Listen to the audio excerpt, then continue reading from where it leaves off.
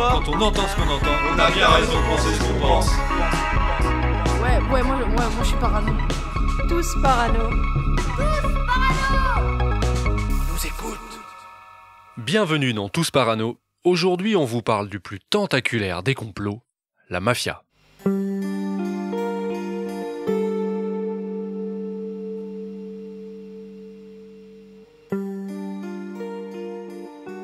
Imaginez, un groupe de gangsters fonctionnant comme une véritable société secrète a imposé son pouvoir.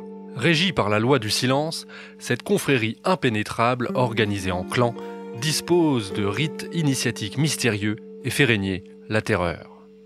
Pratiquant à grande échelle la corruption de politiciens, de juges ou de policiers, les membres de cette organisation criminelle manipulent par le chantage et la menace.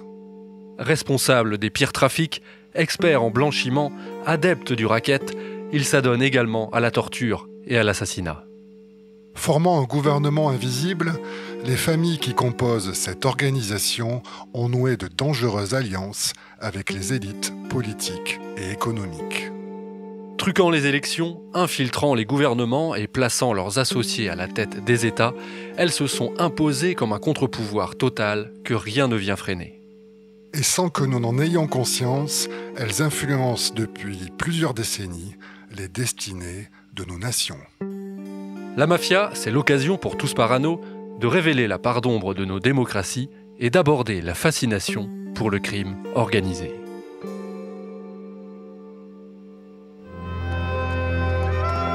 Ah, mon pote du New Jersey, c'est si bon de te revoir.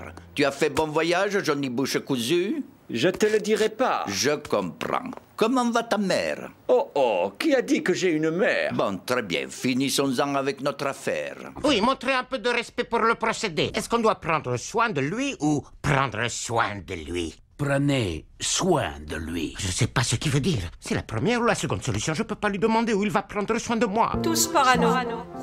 Le parrain, il était une fois en Amérique. Les affranchis, Donnie Brasco, les incorruptibles, l'impasse, le clan des Siciliens, Casino ou encore les Sopranos, les films ou séries consacrés à la mafia font partie de la culture populaire. Dans l'ensemble de ces œuvres, le plus souvent génial, faut le dire, et consacrées au crime organisé, on retrouve toujours les mêmes éléments. Des personnages aussi fascinants que violents, des profits vertigineux tirés d'activités illicites auxquelles se livrent les mafieux. C'est ainsi que l'on parle souvent d'État dans l'État ou encore de pouvoir parallèle pour qualifier la mafia. Ces termes semblent renvoyer à un État impuissant face à des organisations obscures disposant d'un terrible pouvoir de nuisance. Mais qu'est-ce que la mafia finalement? Comment peut-on la définir et quelle est son histoire? Ah, ça c'est des bonnes questions, Geoffroy. Eh bien, la mafia, c'est avant tout une organisation criminelle dont les activités sont soumises à une direction occulte et qui repose sur une stratégie d'infiltration dans la société civile et des institutions. Les membres sont appelés les mafieux, ou parfois tout simplement mafiosi, d'après le mot italien. La Sicile est le berceau de la mafia, et c'est tout naturellement que le terme apparaît pour la première fois sur l'île. Nous sommes au XIXe siècle.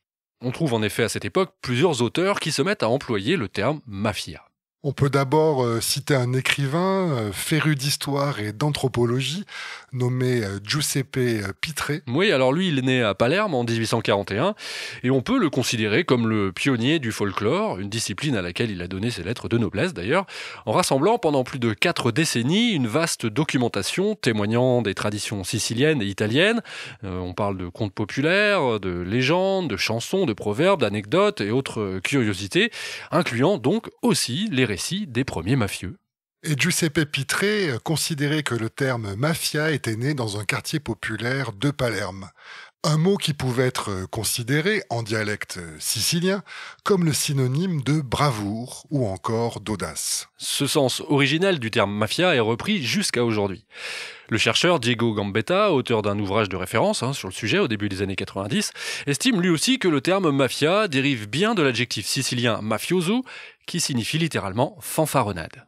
Diego Gambetta en conclut que dans la Sicile du XIXe siècle, un mafioso désignait tout à la fois quelqu'un d'intrépide, d'entreprenant et de fier. Mais si on remonte encore le temps à la recherche de l'origine du mot mafia, on peut aussi trouver plusieurs étymologies possibles qui renvoient étonnamment à l'époque de la conquête musulmane. Oui, car la Sicile était au début du Moyen-Âge un émirat islamique. Le mot est donc peut-être arrivé sur l'île par l'intermédiaire des Sarrasins qui ont dominé la Sicile entre 831 et 1072. Ça, c'est précis. Alors, les racines arabes possibles du mot mafia sont nombreuses, et on va pas toutes les citer, mais on va se contenter de vous en donner 4. D'abord, on a le mot malfi, qui veut dire exempté. Alors, petite explication, dans la loi islamique, une taxe annuelle était imposée aux non-musulmans qui résidaient sur les terres conquises par les musulmans, et les personnes qui s'en acquittaient étaient ainsi exemptées de poursuites. Ouais, en clair, ceux-là, on ne les trucidait pas, quoi. Cette acception se rapproche en tout cas de la notion d'affranchi, une autre façon de désigner les mafieux qu'on développera plus tard. Et puis, il y a une seconde racine possible, le mot maïa, qui veut dire grossièrement vantardise agressive. Je sais pas ce que c'est que la vantardise agressive. En tout cas, on retrouve là l'origine mise en avant par le folkloriste Giuseppe Pitré. Troisième racine envisageable, muafa, qui signifie cette fois-ci sécurité ou encore protection. Alors ici, cela renvoie à l'activité de base de la mafia, le racket. Le schéma est immuable, un mafieux offre entre guillemets sa protection à un commerçant et lui assure sa sécurité en échange d'un pourcentage de ses revenus, sachant que le plus souvent c'est quand même lui qui menace principalement l'intégrité physique du commerçant. Oui, et puis dernière racine possible, sans doute ma préférée, le mot mafia. Ouais, mafia signifie ici lieu d'ombre, sachant qu'ombre peut être aussi compris comme refuge. Là aussi, petit commentaire. Alors, il y a de nombreuses grottes en Sicile et certaines ont pu servir de cachette pour les chrétiens persécutés au moment de la conquête musulmane au IXe siècle. Ces hommes auraient alors fui vers un refuge secret, la mafia. Cette étymologie possible s'inscrit ainsi dans l'une des théories les plus fascinantes sur les origines de la mafia. Oui, puisqu'il est donc possible que par extension, ce mot mafia désignait les groupes formés par les princes chrétiens qui avaient pris le maquis et continuaient à diriger leurs terres en secret sous l'occupation musulmane. Et donc si on continue de réfléchir dans cette direction, des anciens princes chrétiens qui pourraient donc être à l'origine des parrains de la mafia moderne. Bon, c'est cool tout ça, et puis ça donne aux mafieux une certaine noblesse, mais ça reste un poil spéculatif. Du coup, j'ai envie de te dire, Gaël, qu'en est-il des premières traces écrites du mot mafia? Eh bien, lorsque le mot passe à l'écrit, déjà ce que l'on peut noter, c'est qu'il prend clairement un sens criminel, même si celui-ci est un peu matiné de bons sentiments. Et c'est d'abord une pièce de théâtre qui va populariser l'expression. C'est intéressant ça, parce que un siècle avant les premiers films sur la mafia, eh bien c'est déjà une œuvre de divertissement qui assure la notoriété du crime organisé. Oui, c'est ça, peut-être l'arrière-grand-père de Martin Scorsese. Bien vu en effet. Alors, la pièce de théâtre en question, elle date de 1863 et elle se nomme Il Mafiosi di la Vicaria. Bon alors, pendant tout cet épisode, vous allez nous entendre parler avec un accent italien de vache espagnole. En tout cas, Il Mafiosi di la Vicaria, ça veut dire les mafieux de la Vicaria, et on la doit à deux auteurs, cette pièce, Giuseppe Risotto et Gaspare Mosca. Alors cette pièce, elle connaît un énorme succès, et elle va être traduite en italien, ainsi qu'en différents dialectes qu'on trouve sur la péninsule, ce qui va permettre de diffuser le mot mafia dans toute l'Italie en seulement quelques années. Et alors l'intrigue de cette pièce se déroule dans une prison de Palerme nommée la Vicaria et on y suit un gang comparable à la mafia actuelle. Il y a un patron, les hommes suivent un rituel initiatique pour entrer dans la confrérie et ce gang s'est spécialisé dans l'extorsion d'argent et tout repose déjà sur un code du silence, la fameuse omerta, une notion sur laquelle évidemment on va revenir en détail. Et dans cette pièce, le personnage du mafioso est désigné sous le terme de homme d'honneur, c'est-à-dire celui qui, en s'opposant ouvertement aux institutions gouvernementale exhibe ainsi courage et supériorité. Alors cette pièce de théâtre du 19e siècle serait donc à l'origine d'un mythe bien ancré jusqu'à aujourd'hui, celui de la mafia protectrice des faibles. Tous parano. Ce mythe de la mafia protectrice des faibles ne repose pas sur rien. Si l'on fait un peu d'histoire, on se rend compte que la mafia apparaît en effet dans un contexte de profonde défiance envers les autorités. La Sicile de cette époque connaît en effet des transformations sociales et économiques profondes qui remettent en question le mode de vie traditionnel de ses habitants, ce qui ne va pas sans poser des difficultés. Oui, dans la première moitié du 19e siècle, il faut savoir que les terres autrefois accessibles à tout un chacun, et donc le plus souvent réservées aux pauvres, sont tout bonnement confisquées et privatisées. Et à ce titre, la jeunesse de la mafia peut être vue comme un produit de la transition de la Sicile du féodalisme au capitalisme, ainsi que de son unification avec l'Italie continentale. Sous la féodalité, la noblesse possédait la plupart des terres et appliquait la loi par l'intermédiaire de ses armées privées et de ses tribunaux seigneuriaux. Elle mettait également à disposition des pâturages pour les paysans modestes, mais après 1812, ces barons vendent ou louent ces terres à des particuliers, donnant naissance à une nouvelle bourgeoisie agraire. Après l'annexion de la Sicile en 1860, ce mouvement s'amplifie. Le gouvernement italien redistribue le reste des terres publiques et ecclésiastiques à des propriétaires privés. Le résultat, c'est une énorme augmentation du nombre de propriétaires fonciers qui passe de 2000 en 1812 à 20 000 en 1861. Facteur 10 en 50 ans.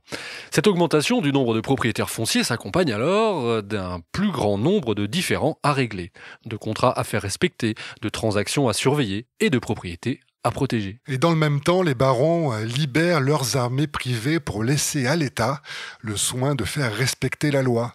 Mais les nouvelles autorités ne sont pas à la hauteur de la tâche. Et une des explications de cette faillite de l'État central, c'est le manque de moyens. Il y avait à cette époque moins de 350 policiers actifs pour l'ensemble de l'île, donc imaginez que ça fait à peu près la taille de la Bretagne. Certaines villes ne disposaient pas de force de police permanente et n'étaient visitées que 3 à 4 fois par an, laissant évidemment les criminels opérer en toute impunité. La perte des terres publiques et ecclésiastiques qui existaient dans le système féodal pousse de nombreux paysans qui basculent dans la pauvreté à voler, ce qui aggrave les problèmes. À cela s'ajoute la hausse des prix des denrées alimentaires, conjuguée à de nouvelles taxes imposées par le Nord. Et donc pour des milliers de paysans pauvres, la situation devient intenable. Et sont nombreux à tomber dans le banditisme. Face à cette criminalité croissante et à une application de la loi inefficace, les propriétaires terriens se tournent alors vers de nouveaux protecteurs. S'organisent ainsi les premiers clans mafieux.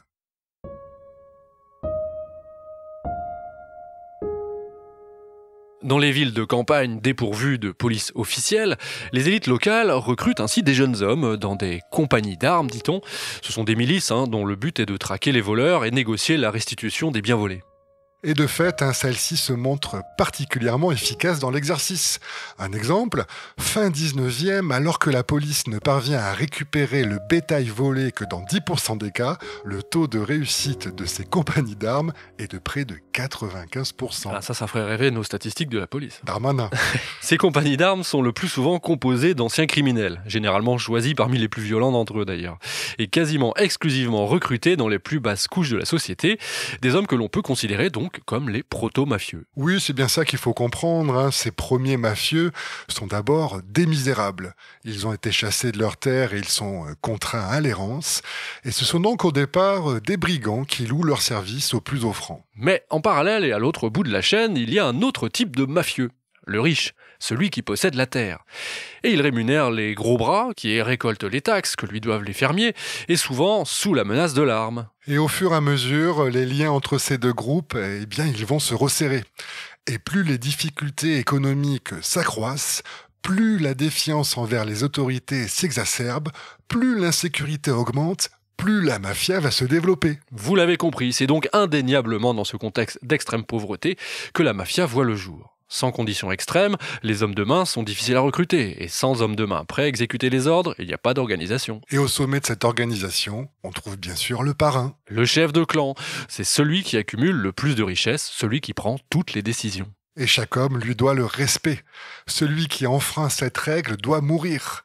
Dès l'origine, la mafia a donc un chef et des exécutants. Et c'est finalement tout un écosystème qui se met en place dans lequel le parrain joue le rôle primordial. Tous parano, tous parano, tous parano. Alors là, on vous a surtout parlé du rôle de la mafia dans l'économie agricole, mais c'est surtout dans l'économie marchande que les clans vont devenir incontournables. Et pour mieux comprendre la fonction essentielle de la mafia dans l'économie sicilienne en cette fin du 19e siècle, prenons un exemple concret. Supposons, Gaël, qu'un épicier veuille acheter de la viande chez un boucher sans payer de taxes au gouvernement. Puisque la transaction est au noir, aucune des deux parties ne peut poursuivre l'autre en justice s'il y a un conflit. Eh oui, c'est le risque.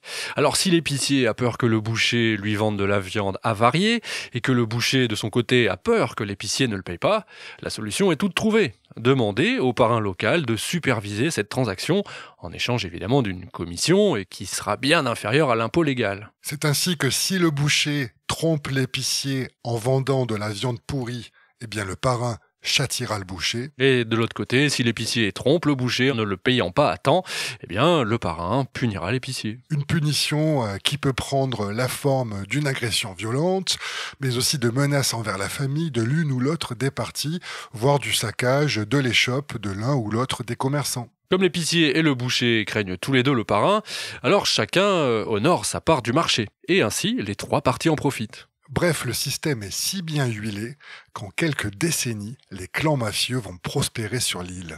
Et plus ils vont être nombreux, plus ils vont diversifier leurs activités.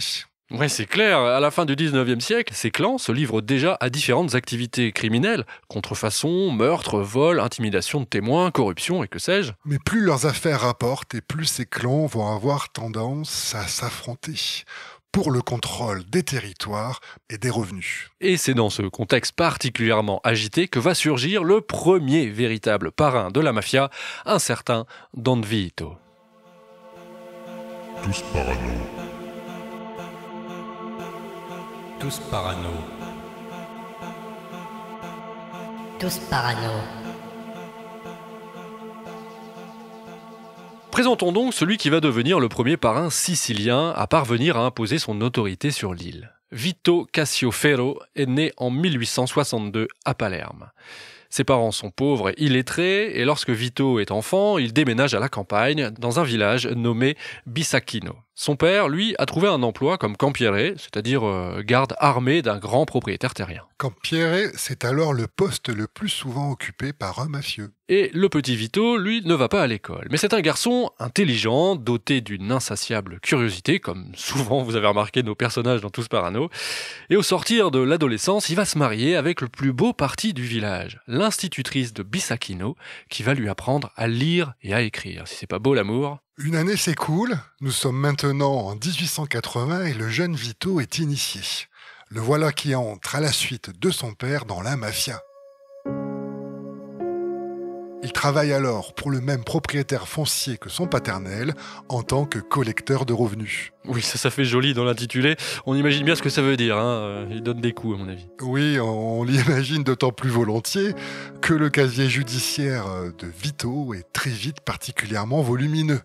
Accusé d'extorsion, de menaces, d'incendie, de kidnapping, le voilà à 19 ans, condamné à une peine de 3 ans de prison. Bon. Est-ce que ça va le remettre droit ? Pas sûr. En prison, il va se radicaliser. Bon, alors pas comme aujourd'hui. À l'époque, la religion à laquelle il se convertit, c'est plutôt le socialisme. Vito devient révolutionnaire. Mais l'organisation socialiste à laquelle il appartient, et dans laquelle il joue les gros bras, est dissoute par le gouvernement italien.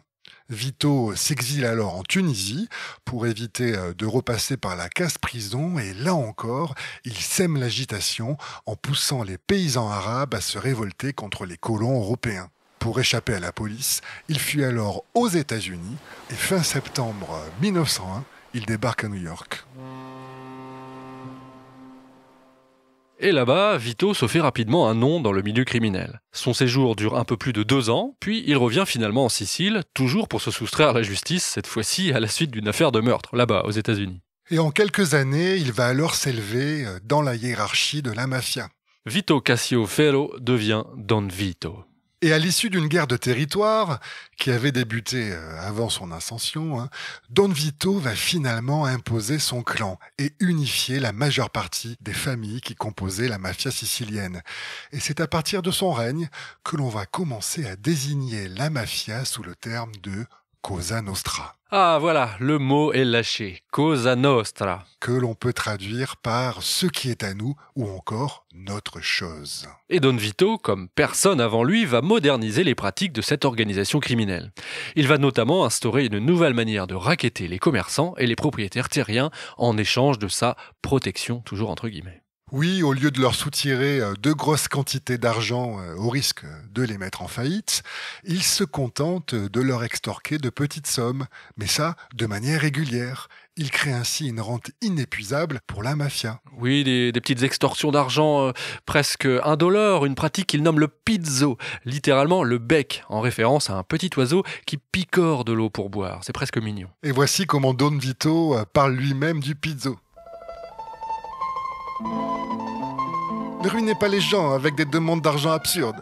Offrez plutôt votre protection. Aidez-les à faire prospérer leurs affaires et non seulement ils seront heureux de payer le pizzo, mais en plus ils vous baiseront la main de gratitude.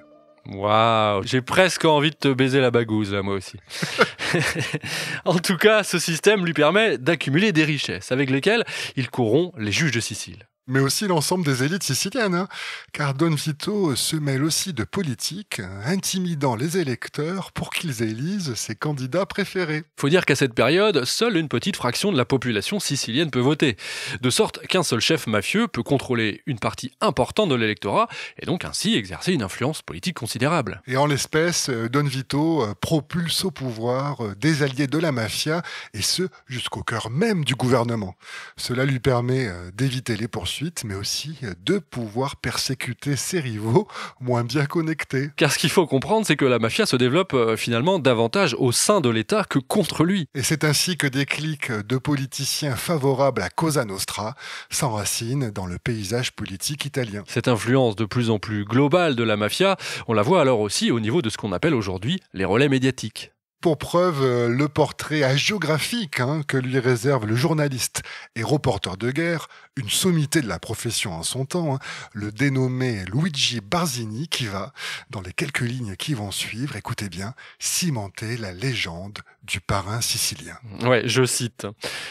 Don Vito amena l'organisation jusqu'à sa plus haute perfection, sans recours injustifié à la violence. Il inspirait la peur essentiellement par l'usage de ses grandes qualités et de son ascendant naturel. Son apparence impressionnante l'y a aidé.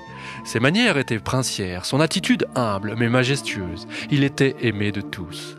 Très généreux de nature, il n'a jamais refusé une demande d'aide et a distribué des millions en prêts, cadeaux et divers actes de philanthropie. Quand il accomplissait un voyage, chaque mère, habillée dans ses plus beaux habits, l'attendait à l'entrée du village, embrassait sa main et lui rendait hommage comme s'il était un roi.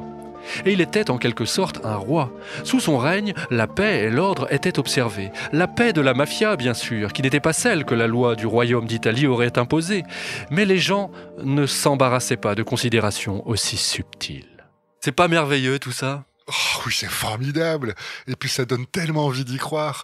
On comprend mieux du coup pourquoi Don Vito est l'une des sources principales qui a inspiré Francis Ford Coppola pour créer le personnage de Don Vito Corleone, bien sûr, dans ce qui est sans doute le plus grand film réalisé sur le sujet. Je parle bien sûr du Parrain. C'est Parano. Tous Parano. Don Vito est donc le grand modernisateur de la mafia. Sous sa direction, Cosa Nostra va devenir l'organisation criminelle la plus influente d'Italie et elle va définitivement adopter des règles de fonctionnement et un code d'honneur qui seront copiés par tous les autres groupes mafieux qui vont éclore un peu partout, d'abord dans le reste de l'Italie, puis aux États-Unis. On verra tout ça un peu plus tard, mais peut-être devrions-nous à ce stade de notre épisode décrire l'organisation interne de Cosa Nostra. Oui, c'est essentiel. Alors, ce qu'il faut bien comprendre, c'est que Cosa Nostra n'est pas une organisation centralisée, mais plutôt une confédération assez souple qui regroupe des dizaines de groupes que l'on appelle des clans ou des familles, même si leurs membres ne sont généralement pas liés par le sang. Chacun de ces clans revendique la souveraineté sur un territoire, généralement une ville ou un village, voire même à l'échelle d'un quartier d'une grande ville. Et la structure du commandement d'un clan est pyramidale. Une famille est dirigée par un patron qui est épaulé par un sous-chef et un conseiller. Et puis ensuite, au niveau inférieur, on trouve des soldats regroupés généralement en unités de 10 individus. Le chef d'un clan est généralement élu, bien que des successions violentes peuvent se produire. Son mandat est souvent court car des élections ont lieu chaque année et qu'il peut être destitué pour mauvaise conduite ou incompétence. Le sous-chef est donc le commandant en second du patron. Celui-ci est parfois un membre de la famille, justement de ce patron, ça peut être son fils par exemple, et il est apte à prendre la relève si le patron est malade, tué ou emprisonné. Le consigliere, le conseiller du clan est également élu chaque année. L'une de ses tâches consiste à superviser les actions du patron et de ses subordonnés immédiats, particulièrement en matière financière. Il sert également de conseiller impartial auprès du patron et de médiateur dans les conflits internes. Pour remplir ce rôle, le consigliere doit être considéré par l'ensemble des membres du clan comme dénué d'ambition personnelle. Oui, ça c'est pas facile à prouver. Bon, outre ses membres, Cosa Nostra fait largement appel à des associés. Ce sont des personnes qui collaborent avec le clan, mais qui n'ont pas de statut véritable de membre, et ils ne sont pas traités comme tels. Parmi les associés de Cosa Nostra, on trouve notamment beaucoup de fonctionnaires corrompus. L'adhésion à Cosa Nostra est ouverte uniquement aux hommes siciliens. Autre contrainte, le candidat ne peut pas être le parent d'un homme de loi, tel qu'un policier ou un juge. Il n'y a par contre pas de limite d'âge. De nombreux initiés ont tout juste 15 ou 16 ans lorsqu'ils font leur début dans Cosa Nostra. Avant d'être initié, le candidat potentiel est soigneusement testé. On évalue son obéissance, sa discrétion, son courage, sa cruauté et ses compétences. Il est presque toujours tenu de commettre un meurtre pour prouver sa loyauté, et ce même s'il n'a pas l'intention de devenir tueur à gages ensuite. En commettant un meurtre, le candidat prouve en fait sa sincérité. C'est une façon pour lui de démontrer qu'il n'est pas un policier infiltré. Cet acte le contraint surtout au silence, c'est-à-dire qu'il ne peut trahir le secret qui entoure l'organisation sans être lui-même accusé de meurtre. Pour devenir un membre à part entière de Cosa Nostra, l'aspirant mafieux doit ensuite participer à une cérémonie d'initiation. Oui, en tant qu'organisation criminelle secrète, la mafia ne peut se risquer de faire signer à ses recrues des contrats écrits qui pourraient être saisis par la police. Les mafieux s'appuient donc sur un rituel à l'ancienne. Et les éléments de la cérémonie sont délibérément bizarres. On est là à la limite de l'occultisme. Le but, c'est que l'initié soit marqué à vie par cette cérémonie et qu'il comprenne que tout cela est extrêmement sérieux. Et c'est pour ça que les mafieux de haut rang viennent aussi assister au rituel.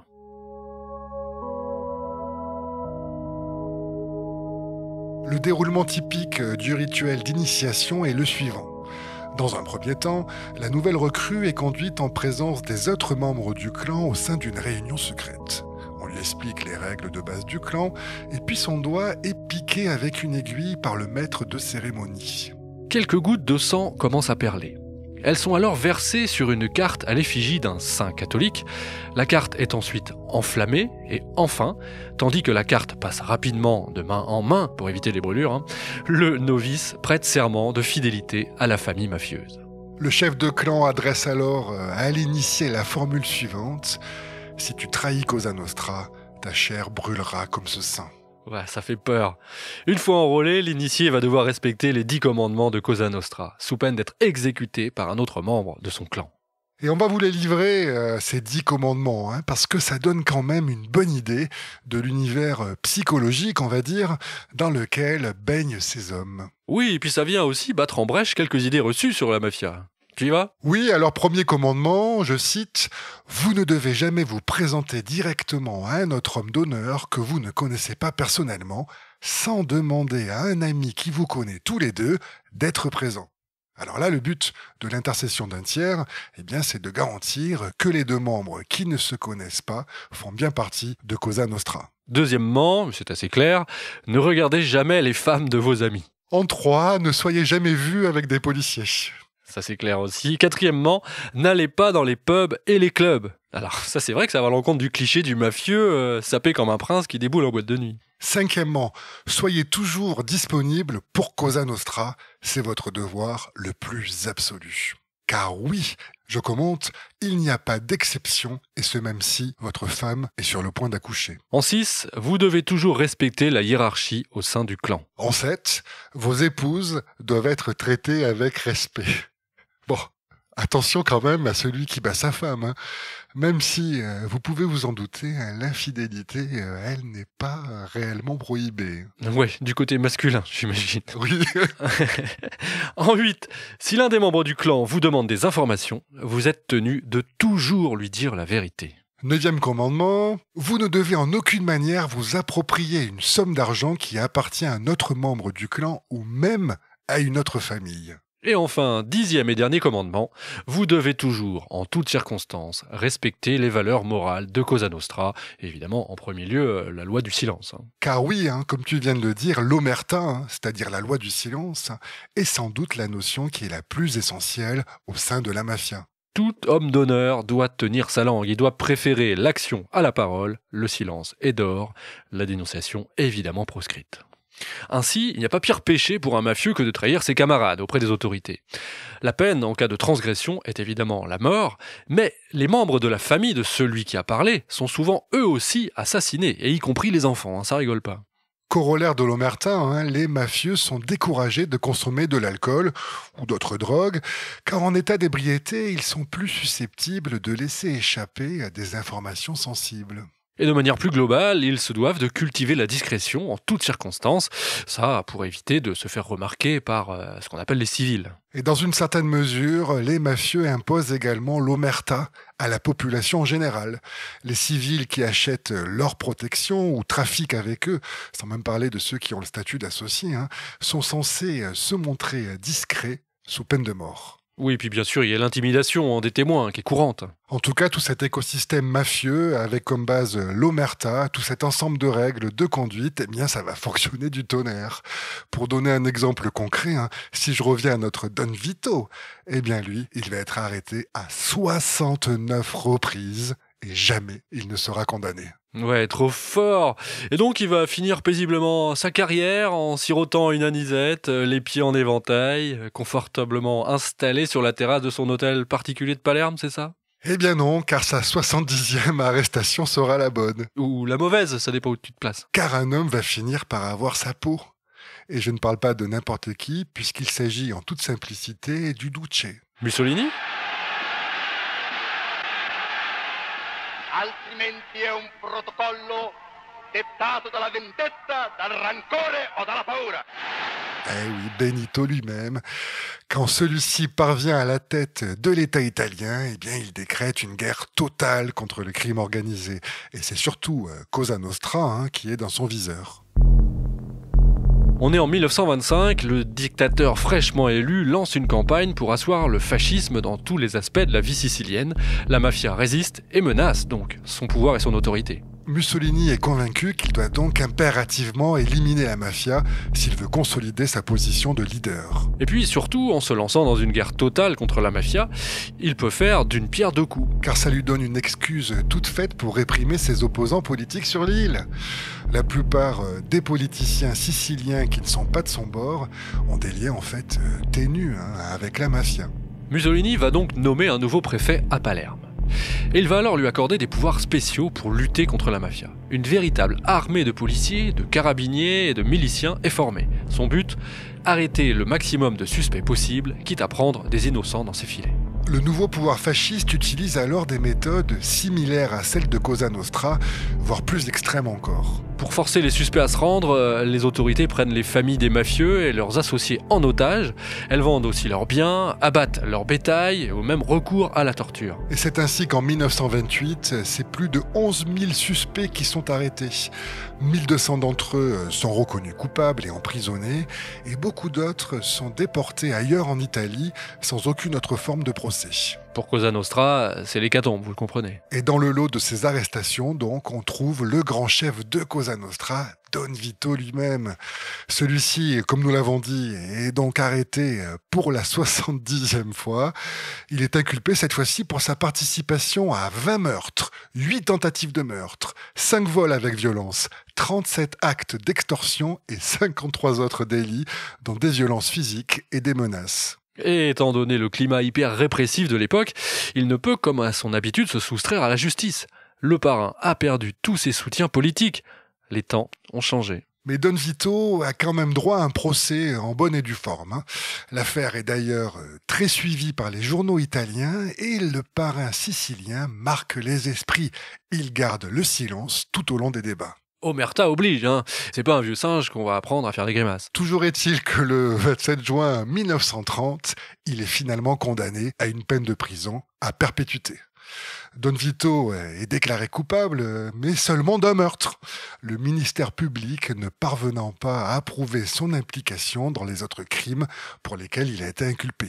Et pour parfaire sa légende, l'énoncé du verdict est le moment que choisit Don Vito pour enfin prendre la parole. Il n'a pas parlé de tout le procès. Il se lève, impressionnant, il s'exclame.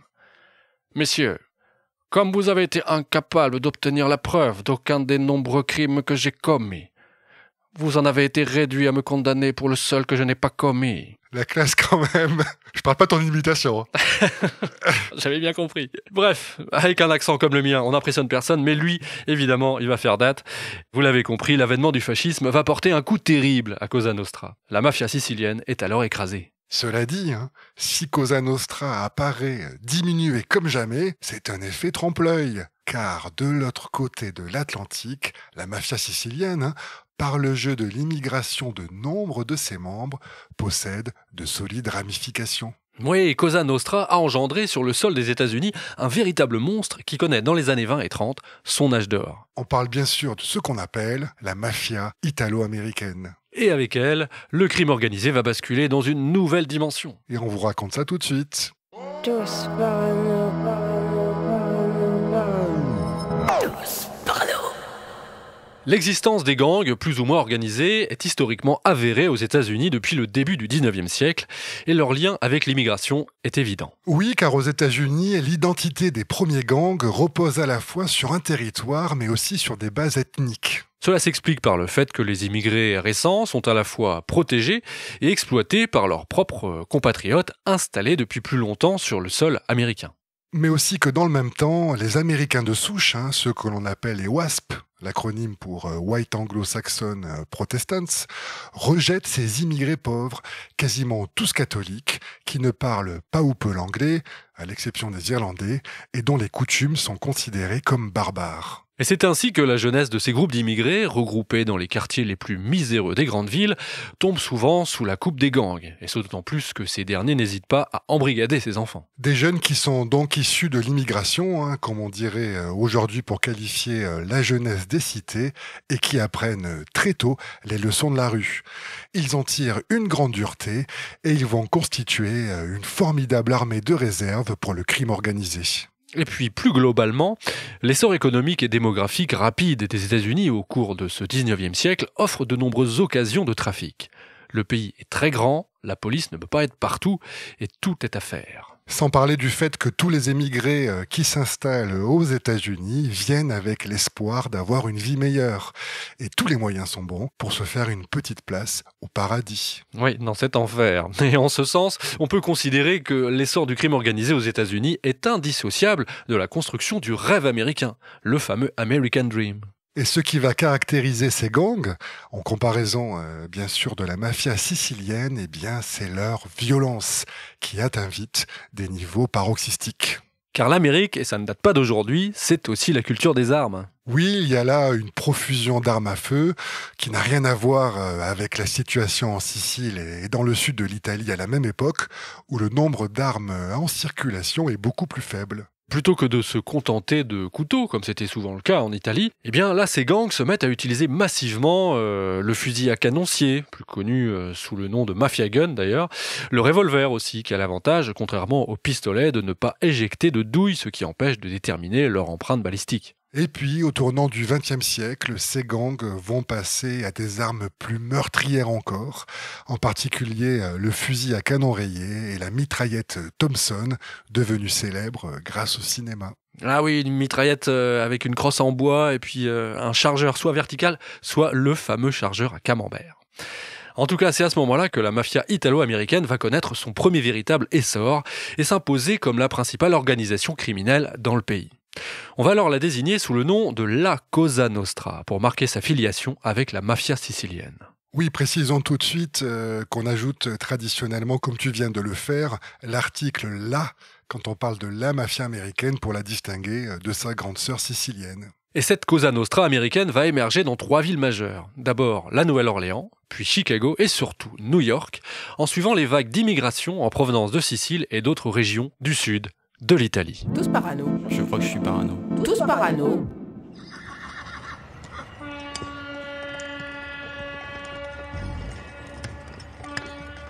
New York, la capitale économique des États-Unis et lieu d'entrée principal de dizaines de millions d'Européens qui émigrent en Amérique durant le 19e siècle, est à cette époque une ville extrêmement dangereuse. Les premiers gangs criminels y commencent à se structurer dès les années 1820. Un quartier situé dans le sud de Manhattan et appelé Five Points, parce que 5 rues s'y rejoignent à cet endroit-là, devient alors l'endroit le plus mal famé de New York, avec une concentration de repères de brigands, de coupe-gorge et de maisons de passe inégalées dans le reste de la ville. Ce quartier est alors connu pour ses conditions de vie sordides et ses immeubles délabrés et invivables. Des familles nombreuses cuisinent, mangent et dorment dans des appartements minuscules composés le plus souvent d'une seule pièce. Oui, ou quand c'était carrément pas des sous-sols qui sont occupés. La surpopulation des logements est donc un fléau. Le nombre de personnes vivant dans une pièce peut atteindre jusqu'à 20 personnes. Un article du New York Tribune de 1850 recense, écoutez, 498 chambres pour 4156 occupants dans le quartier. Et on peut y lire aussi que 2 grandes maisons à 5 étages sont situées à la jonction des fameuses 5 rues et qu'elles contiennent en tout 69 familles et 357 personnes. Incroyable. Le journal ajoute que la population est aux 2/3 née à l'étranger. Les nombreuses habitations surpeuplées et l'absence de soins de santé font également de Five Points un lieu idéal pour la propagation des maladies. Alors tout y passe. Le choléra, la tuberculose, le typhus, le paludisme, la fièvre jaune, enfin la plupart des épidémies qui balaient la ville de New York à cette époque ont pour origine ce quartier. Et c'est le cas des épidémies de choléra de 1832 et de 1849 qui se diffusent rapidement dans les habitations surpeuplées et insalubres du quartier avant de s'étendre au reste de la ville et qui font des dizaines de milliers de morts. Et puis la mortalité infantile atteint également des niveaux records. Vous l'avez compris, Five Points est à ce moment-là le quartier le plus effroyable de New York. C'est l'un des pires au monde même. Seuls les faubourgs de l'East London victorien rivalisent en termes de densité de population, de maladies, de mortalité infantile, de chômage et puis surtout de violence. Charles Dickens, le grand écrivain anglais, habitué pourtant à décrire la misère la plus extrême dans son pays, écrira ainsi dans ses notes américaines au sujet de Five Points « Tout ce qui est répugnant, tombant et pourri est ici ». T'es plus à l'aise en anglais. C'est vrai. Extrême pauvreté et extrême violence, le cocktail est explosif. Et il sera immortalisé au cinéma par Martin Scorsese dans son film Gangs of New York, qui représente les gangs qui dominent Manhattan dans les années 1850 et 1860, notamment les fameux Dead Rabbits, les lapins morts, menés par le terrible Bill le Boucher, incarné par Daniel Day-Lewis. Ah oui, écoutons justement un extrait de ce super film qui dresse la liste de la multitude de gangs agissant à Five Points à cette époque.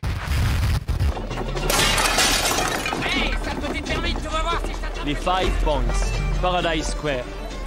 C'est plus animé dans les rues le soir. Et c'est qui les gangs maintenant?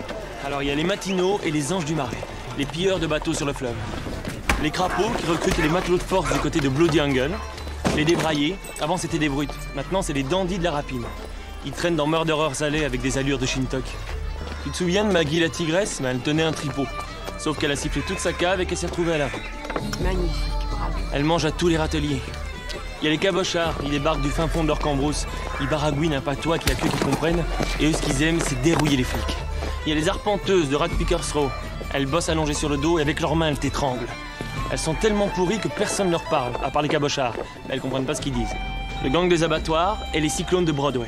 Des soifards de la plus belle espèce. Et puis il y a les 40 voleurs. J'ai traîné avec eux à une époque. Avant qu'ils soient à la botte de Bendrick le cafard et toute sa bande. Bendrick, il a le microbe. Celui qui veut le lâcher, il lui crache du sang en pleine gueule.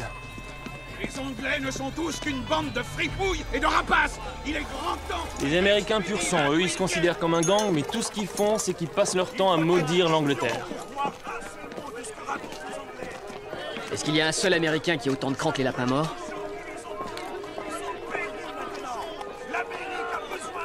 Ce nom-là, tu ne redis plus jamais. À partir des années 1870, la démographie de Five Points change radicalement. Oui, parce que dans ces années-là, on voit l'arrivée massive d'immigrés juifs et italiens qui s'installent dans le sud de Manhattan. Pour vous donner une idée, c'est plus de 4 millions d'Italiens qui vont tenter leur chance dans le Nouveau Monde pendant les 4 décennies qui suivent. Et au cours des années 1880, les bidonvilles new-yorkais sont nettoyés, entre guillemets, par les autorités. Le quartier de Five Points est rasé, mais les problèmes ne sont que déplacés, puisque les habitants du quartier migrent un peu plus au nord. Ce sera vers le Lower East Side. On trouve notamment une concentration importante de Siciliens à Mulberry Street, la rue qui va devenir l'épicentre de ce qu'on va bientôt appeler Little Italy. Mais avec l'installation de cette population de manière massive, les conditions de vie vont devenir particulièrement difficiles aussi. La physionomie des gangs se modifie en conséquence. Les Italiens et les Juifs forment leur propre organisation criminelle pour résister à ceux qui tiennent la place. Si plusieurs groupes se disputent le territoire, le racket et les revenus provenant de tout un tas d'activités illicites, 2 organisations criminelles vont quand même sortir du lot. La première est composée majoritairement d'immigrés juifs et elle est dirigée par Monk Eastman. Elle s'appelle le Eastman Gang. La seconde, elle est composée d'Italiens et elle est dirigée par un Sicilien nommé Paul Kelly. Et son gang, c'est le Five Points Gang. Paul Kelly, c'est pas très italien ce nom. Non, c'est vrai. Mais en fait, il s'appelle à l'origine Paolo Vaccarelli. Son nom a été américanisé. Ça, c'est le travail des agents de l'immigration quand il est arrivé aux États-Unis. C'était plus simple, quoi. Oui, une pratique très courante à l'époque. En tout cas, tout semble opposer ce Paul Kelly italien et ce Monk Eastman juif, les leaders respectifs des 2 gangs. Alors d'un côté, Edward Monk Eastman, lui il est né à Brooklyn dans une famille juive comme on l'a dit, et il a été tout jeune abandonné par son père. Il n'a reçu qu'une éducation sommaire. Au départ, il est videur d'une boîte de nuit et puis progressivement, il fait sa place au sein des gangs new-yorkais comme homme de main au service de proxénètes. Il a le visage bardé de nombreuses cicatrices et n'hésite jamais à jouer les gros bras. Et selon plusieurs témoignages d'époque, on le croise souvent dans les rues du Lower East Side, torse nu et toujours accompagné de ses pigeons chéris posés sur ses épaules. Il faut dire qu'il possède une animalerie, non? C'est pas ça? Oui, il possède une animalerie dans le quartier, ceci expliquant cela. Incroyable, la grosse brute, quoi. Bon, et puis de l'autre côté, c'est un peu plus raffiné. On a le Paul Kelly. Lui, il est né en Sicile, dans une famille soudée, traditionnelle. C'est un ancien boxeur, talentueux, et il a mis à profit ses sommes gagnées dans les combats pour ouvrir plusieurs clubs, des maisons closes aussi. Et contrairement à Eastman, il est décrit par ses contemporains plutôt comme quelqu'un de très intelligent. Il est réputé pour sa haute culture et ses manières douces. Bref, il cultive une image distinguée qui contraste avec la brutalité de ses homologues. Et peu à peu, leurs 2 bandes vont supplanter les gangs historiques de Five Points. Paul Kelly ira d'ailleurs même jusqu'à recruter d'anciens membres des Dead Rabbits. Et au milieu des années 1890, les 2 gangs vont alors compter plus d'1 millier de gangsters. Ils tirent l'essentiel de leurs revenus du jeu, de la prostitution, du vol à la tire, du cambriolage, mais aussi de l'assassinat commandité. Et au fur et à mesure que le Five Points Gang développe ses activités criminelles, Kelly et ses lieutenants comprennent qu'il est possible de gagner de l'argent en soutenant des politiciens corrompus dans leur campagne électorale. En menaçant les électeurs, en falsifiant les listes électorales et en bourrant les urnes, le Five Points Gang aide ainsi les responsables locaux du Parti démocrate à conserver le pouvoir. Et en contrepartie, ces politiciens véreux les protègent. Kelly et ses hommes peuvent ainsi développer leurs activités criminelles sans jamais être inquiétés par la justice. Monk Eastman a lui aussi reniflé le filon. Et en parallèle de Kelly, il va développer à son tour des liens avec certains politiciens démocrates de New York. Et chacun dans son camp. Si Kelly, le Sicilien, a pour tâche de mobiliser, entre guillemets, les électeurs italiens, eh bien Eastman, lui, tient sous sa coupe les électeurs juifs. 2 composantes essentielles de l'électorat du Parti démocrate. Et les méthodes de Monk Eastman n'ont rien à envier à celles du Five Points Gang. Oui, une anecdote pour mieux comprendre. Nous sommes un jour d'élection en 1901 et le sénateur qui s'appelle Big Tim Sullivan s'offre les services du gang. Ce sont alors, écoute Gaël, pas moins de 1500 hommes d'Eastman qui vont agresser les partisans de son concurrent. Un raz-de-marée. Ces hommes saccagent également plusieurs bureaux de vote acquis aux rivales de Sullivan. Et dans un article qui relate ces événements, on peut lire qu'un des membres du gang Eastman se vante d'avoir voté 53 fois pour Sullivan dans la journée. Ouais, pas mal. Déjà, à l'époque, ça marchait bien, la démocratie américaine. Alors, mais tellement bien que ce type de collusion entre politiciens et organisations criminelles va devenir un peu un basique de la vie politique américaine. On va le voir, promis, tout au long de cet épisode. Ouais, mais je reviens un petit peu sur un truc, là. Tu parlais à l'instant d'une véritable armée de 1500 hommes, dirigée par Monk Eastman. Eh ben, sache que le Five Points Gang n'est pas en reste. Ses effectifs ont également explosé depuis la création de l'organisation, 10 ans avant. Début 20e, on compte plus de 2000 membres qui obéissent au doigt et à l'œil de Paul Kelly. Et alors que les deux organisations ont leur précaré, eh bien c'est un conflit territorial pour le contrôle d'une zone restée neutre qui va mettre le feu aux poudres. Ce qui devait arriver arriva. On a affaire à une crise de croissance pour ces deux gangs new-yorkais qui atteignent là leur masse critique. Entre Eastman, le voyou à l'ancienne du 19e siècle, et Kelly, le prototype du mafieux cultivé du 20e siècle, le clash était de toute façon inéluctable. Et voici l'enchaînement des événements de ce qui constitue la première guerre moderne au sein de ce que l'on n'appelle pas encore la mafia new-yorkaise, mais c'est tout comme. En 1901, au cours d'un guet-apens, un homme de Kelly tire une balle dans l'estomac d'Eastman, mais celui-ci survit. Peu de temps après, vengeance, un homme d'Eastman tue un five-pointer en représailles. 2 ans plus tard, la querelle s'intensifie et les deux gangs s'engagent ouvertement dans la guerre. Point d'orgue, une cinquantaine de five-pointers s'opposent à une cinquantaine de membres du gang d'Eastman dans une fusillade monstre. La police municipale, appelée sur place, est dans un premier temps obligée de se retirer des combats, pour vous dire à quel point on atteint un niveau de violence inédit. Ça tire dans tous les sens. Au bout de plusieurs heures, la police parvient finalement à prendre le contrôle de la situation. En dehors des nombreux morts de part et d'autre des deux gangs, mais il y a aussi des civils qui sont tués. Oui, des victimes collatérales de la fusillade. Monk Eastman, lui, était sur place, il a participé au combat et il est arrêté. Mais il ne passe que quelques heures en prison, car un juge corrompu et contrôlé par le sénateur Sullivan, rappelez-vous le soutien du chef du gang, le fait immédiatement libérer. Ah oui, mais c'est normal, en garde à vue, Eastman, il a juré qu'il était innocent. Et ça s'avère suffisant pour le relâcher dans la nature. Mais évidemment, le Five Points Gang le traque dès sa sortie du bureau de police, et de nombreux règlements de compte s'ensuivent. C'en est trop pour les New-Yorkais.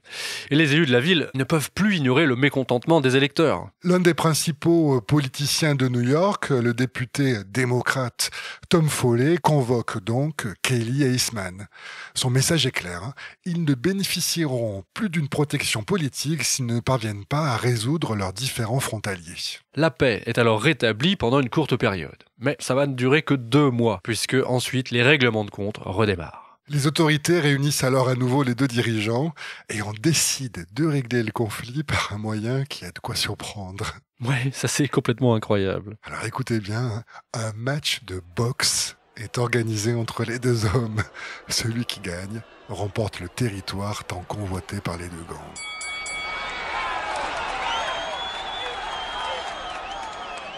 Bon alors, qu'est-ce que ça donne ce combat ? Eh bien, le jour fixé, des centaines d'hommes des deux camps se réunissent dans une maison abandonnée du Bronx. Eastman et Kelly se battent férocement. Et le moins que l'on puisse dire, c'est qu'il y a match. Si vous vous souvenez bien, d'un côté on a Kelly, qui a été un boxeur accompli dans sa jeunesse. Et puis de l'autre, on a Eastman, mais lui il est nettement plus grand, plus lourd, et puis c'est un peu moins académique, mais il a passé toute sa vie à se battre dans la rue. Et le combat va finalement durer 2 heures. Qu'est-ce que j'aurais aimé y être ? C'est ouf. Sans assistance médicale, sans rien du tout. Les deux hommes vont au bout de leur force, mais aucun ne mettra un pied à terre. Ouais, 2 heures de combat, je sais pas si vous imaginez ce que c'est, mais c'est dingue en boxe. Au final, l'arbitre, imaginez la pression sur ses épaules aussi, il met un terme au combat en déclarant match nul. Tout ça pour ça, j'ai envie de dire. Ouais, c'est clair, surtout que Kelly comme Eastman, à peine sortis du ring, leur premier mot, c'est pour faire comprendre à leurs hommes que les deux gangs sont toujours en guerre. Alors, pour éviter de nouveaux bains de sang, la clique des politiciens qui soutiennent jusqu'alors les deux hommes décide finalement d'en lâcher un. Et ce sera Eastman et sa bande. Signe que les choses changent, il ne s'est écoulé que quelques semaines depuis le combat que l'on retrouve Monk Eastman laissé dans le coma dans une rue se trouvant sur le territoire contrôlé par son gang. Celui-ci, en fait, a été passé à tabac par un simple policier. Voilà bien quelque chose qui était encore impensable il y a seulement quelque temps. Quelques jours plus tard, Eastman est arrêté à son domicile. Il n'a plus aucun soutien. Et après un rapide procès, il est reconnu coupable et condamné à une peine de 10 ans de prison. Et pas n'importe où, ce sera Sing Sing, l'établissement pénitentiaire le plus effroyable de la côte est des États-Unis. Nous sommes en 1904. Et mine de rien, cette date est un tournant dans l'histoire criminelle des États-Unis. Le Five Points Gang domine tout le sud de Manhattan et ce qui est important, c'est que c'est bien la première fois que les Italiens dominent le grand banditisme à New York. Et cela constitue le point de départ de l'hégémonie de la mafia italienne sur l'ensemble du crime organisé américain. Une domination qui va rapidement s'accentuer, car au nord de la ville, à Harlem précisément, une autre bande qui applique les méthodes siciliennes à la lettre est elle aussi en train d'éliminer toute concurrence. C'est la famille Morello, que l'on considère souvent comme le premier clan dominant de la Cosa Nostra américaine et dont nous allons maintenant vous raconter l'histoire. Ça va nous rendre parano tout ça. Pour raconter l'histoire de ce clan qui va prospérer pendant des années, un petit retour en arrière s'impose. Tout débute en Sicile avec un certain Giuseppe Morello.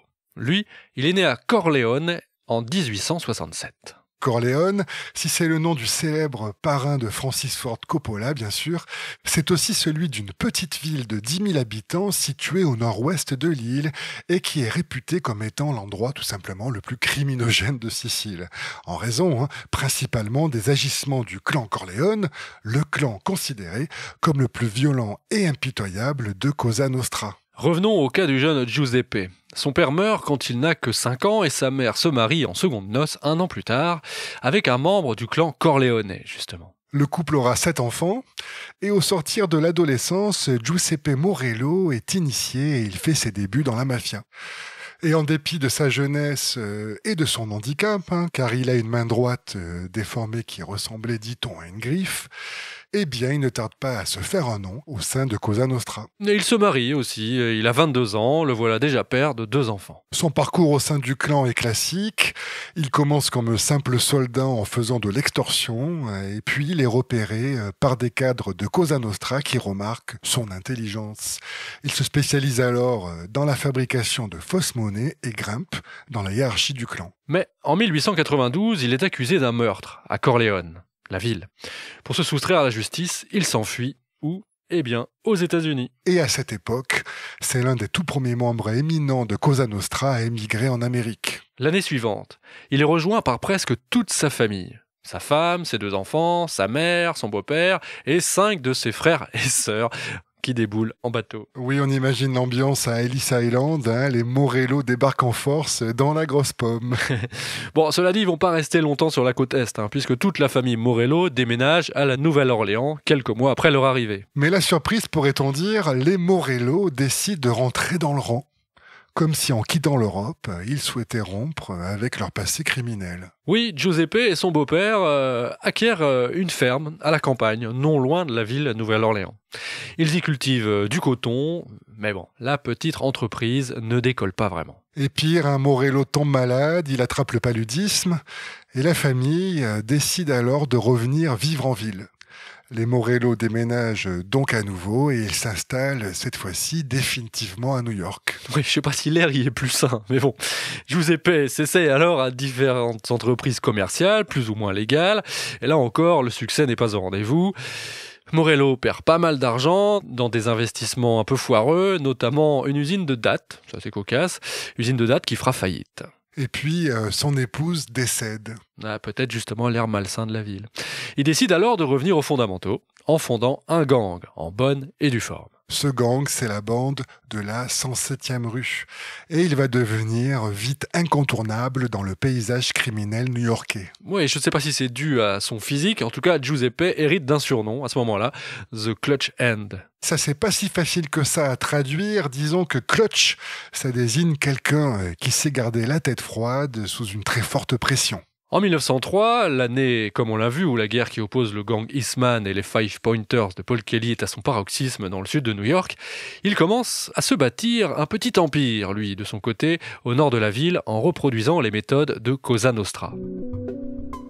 Il introduit en effet une méthode révolutionnaire pour l'époque en extorquant chaque semaine de petites sommes d'argent aux propriétaires d'entreprises en échange d'une protection. Eh oui, ça rappelle la pratique du pizzo sicilien cher à Don Vito, souvenez-vous au début de notre épisode. Et là, c'est importé donc sur le sol américain par Morello et ses hommes. Les activités criminelles de Morello ne se limitent pas à l'extorsion.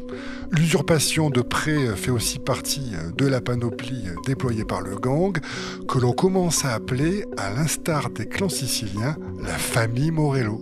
Mais l'activité qui est la plus rentable à cette époque-là, c'est sans doute la loterie italienne. Giuseppe Morello étant l'un des tout premiers à introduire ce fameux jeu à New York. Ah, la loterie italienne. Alors ça, tout le monde ne connaît pas. Peut-être que nous devrions expliquer rapido ce que c'est. Oui, alors c'est un jeu d'argent, vous le comprenez, bien entendu illégal, vous vous en doutez, et c'était très populaire dans les quartiers ouvriers des grandes villes américaines jusqu'à la Seconde Guerre mondiale. Et pour être synthétique, disons que ce jeu fait un peu figure de l'ancêtre du loto tel qu'on le connaît aujourd'hui. Oui, le principe ici, c'est que le parieur choisit 3 numéros qui seront tirés au sort, entre guillemets, le lendemain. Parce que si je dis entre guillemets, c'est que comme vous pouvez vous en douter, ce tirage est le plus souvent truqué. Évidemment.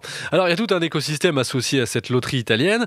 Déjà, les joueurs placent leur pari auprès d'un bookmaker. Et ils peuvent le trouver dans une taverne, un bar, un salon de coiffure, bref, tout lieu privé de ce genre qui fait office de salon de pari illégal. Et puis il y a ce qu'on appelle les bagmen qui transportent l'argent entre ces différents salons de Paris et le QG de la famille Morello qui contrôle bien sûr toute la chaîne. Ce business est particulièrement juteux. Il faut bien dire que ce sont des milliers de joueurs chaque jour qui parient la quasi-totalité de leur paye et au bout du compte, les sommes récoltées par la famille Morello sont considérables et tout est en cash et non déclaré bien entendu. Giuseppe Morello et ses hommes ont tellement d'argent qu'ils ne savent d'abord plus quoi en faire. Mais au bout d'un moment, Morello comprend qu'il n'a d'autre choix que de trouver le moyen de réintroduire ces sommes d'argent vertigineuses dans l'économie légale. Et la famille Morello va alors être pionnière en matière de blanchiment. Pour cela, elle acquiert un nombre très important de magasins, qui peuvent d'ailleurs par la suite servir de salon de Paris, accessoirement. Et puis, ils ouvrent des dizaines de restaurants italiens dans tout Manhattan. Oui, c'est les tout premiers à réaliser comme ça le blanchiment de centaines de milliers de dollars. Mais ce qui va vraiment inscrire la famille dans la légende criminelle américaine, c'est un mariage. Oui, il ne s'agit pas de celui de Giuseppe, mais du mariage de sa sœur, en fait. Celle-ci épouse en 1903 un certain Ignazio Lupo, dont le surnom est le Loup, une figure du grand banditisme sicilien, et il officie à Little Italy. Lupo va devenir son second, et tous deux vont semer la terreur, quitte à faire passer les vieux gangs new-yorkais de Five Points pour des enfants de cœur, si c'était possible. Oui, Morello construit son empire sur la base de condamnations à mort impitoyables contre tous ceux qui osent lui faire face. Et Lupo devient le principal tueur du clan. C'est lui qui exécute les condamnations prononcées par Morello. Pour vous donner une idée, le Loup va être responsable de plus de 60 meurtres sur une période de 10 ans. D'ailleurs, au total, sur la même période, on estime le nombre de victimes de la famille Morello à plus d'une centaine quand même. Autant de corps dont il faut bien se débarrasser aussi. Et en la matière, les Morello vont utiliser une méthode bien spécifique qui là viendra de la Nouvelle-Orléans. Sauf que Morello, Lupo et leurs hommes vont pratiquer cette méthode à une échelle jamais vue, au point qu'elle va devenir la signature de la famille, le barrel murder. Littéralement le meurtre en baril. Alors de quoi s'agit-il ? Eh bien c'est un moyen aussi radical que spectaculaire pour se débarrasser des corps. Imaginez que les victimes, après avoir été torturées, puis abattues, ou poignardées, ou étranglées à mort, étaient tout simplement démembrées, puis enfermées dans des tonneaux. Des tonneaux qui sont ensuite abandonnés au coin d'une ruelle, jetés dans l'Hudson River ou dans la mer, ou encore expédiés, ça c'est plus cocasse, à une adresse inexistante dans une autre ville. De quoi susciter l'effroi dans toute la ville ? Oui, tu dis toute la ville à juste titre, car la famille Morello a étendu son influence jusqu'au sud de Manhattan à ce moment-là. Que cela soit en termes d'effectifs, de férocité ou de profit, Giuseppe a imposé son clan sur tout New York au nez et à la barbe du Five Points Gang, qui doit alors se contenter des miettes, même à Little Italy. Nous sommes à la veille de la Première Guerre mondiale et la domination des Morello est sans partage. Le clan est considéré comme la famille criminelle sicilienne la plus puissante de la ville. Morello est ainsi reconnu comme le premier véritable parrain de New York. Tous parano. Moi, je suis parano. Cette domination de la Cosa Nostra ne va pas tarder à susciter jalousie et convoitise.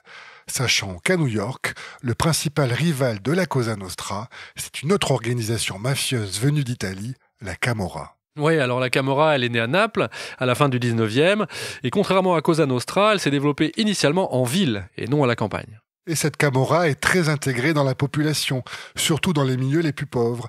Elle jouit d'une réputation qui fait frémir même les autorités. Un rapport de la police napolitaine la décrit ainsi comme une société secrète populaire dont la finalité est le mal. La Camorra recrute d'abord parmi les détenus.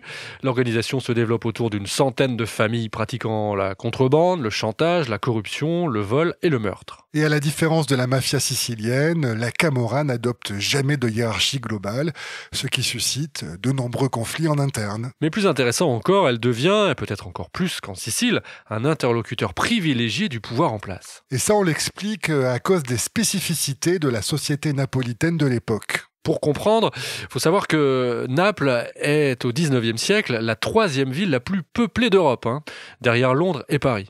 Mais cette cité, à la différence des deux autres, n'a pas connu la révolution industrielle. En clair, la ville est surpeuplée, l'économie locale basée sur le luxe et les services n'offre guère de travail à une main-d'œuvre finalement peu qualifiée.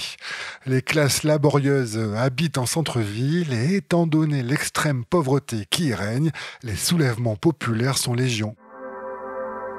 Et le pouvoir va donc utiliser les camorristes, le nom donné aux membres de la Camorra, comme une police parallèle, au point que l'on peut même dire qu'il existe à Naples une véritable cogestion de l'ordre public entre la police et les criminels.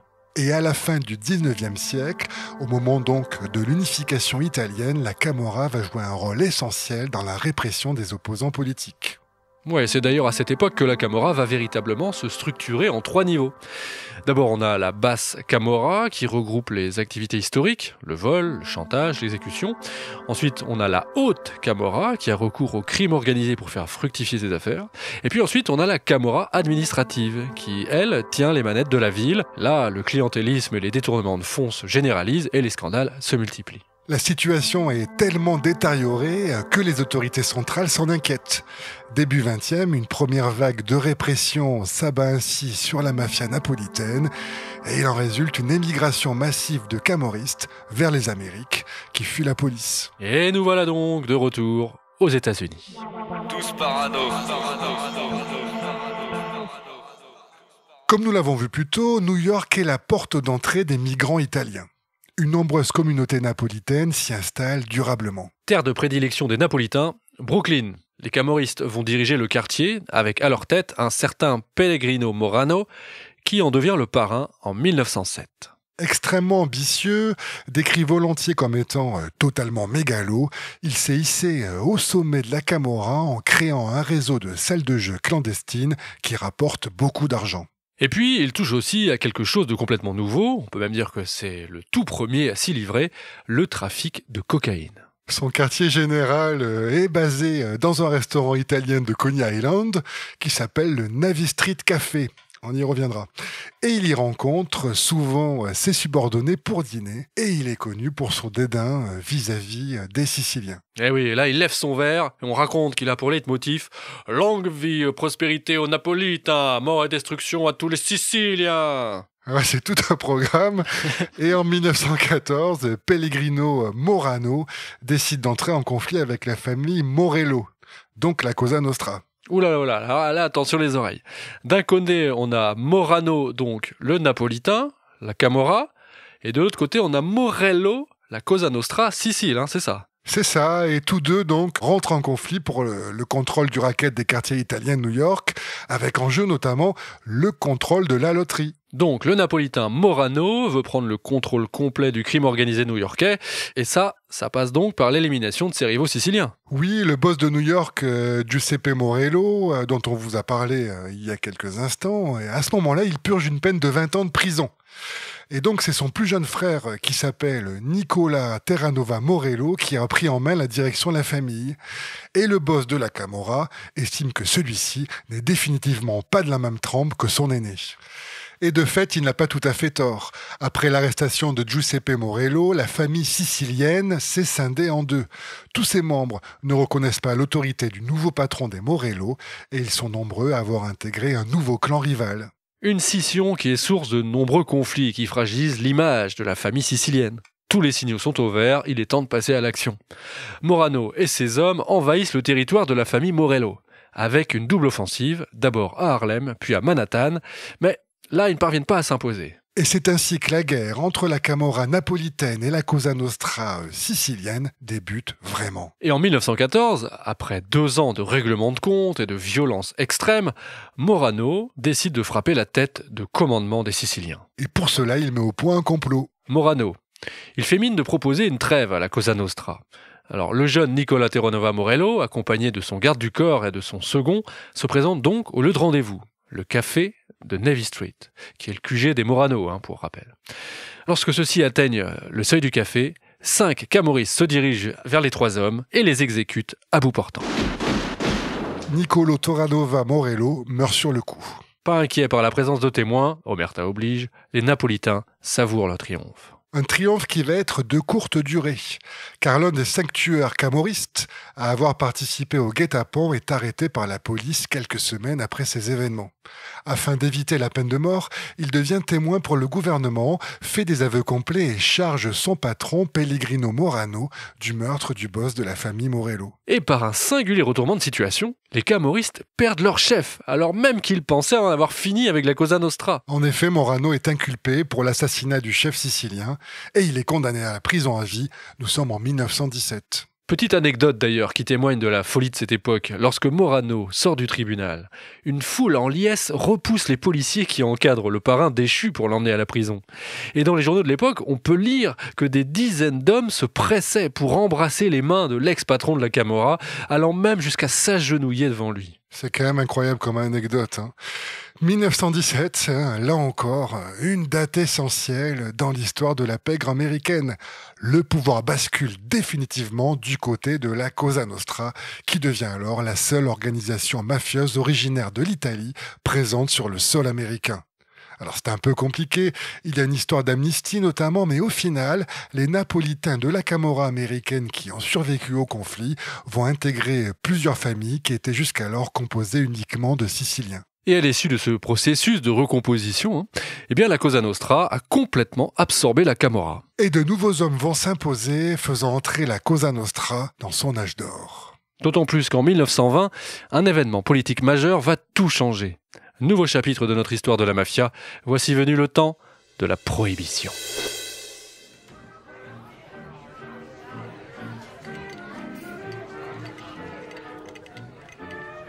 Bon, ça va faire du bien de boire un petit coup là, non ? Ouais, tu m'étonnes, j'ai soif. C'est vrai qu'on a fait des épisodes, on avait plus tendance à picoler que celui-ci. Bah ouais, mais là c'est interdit partout.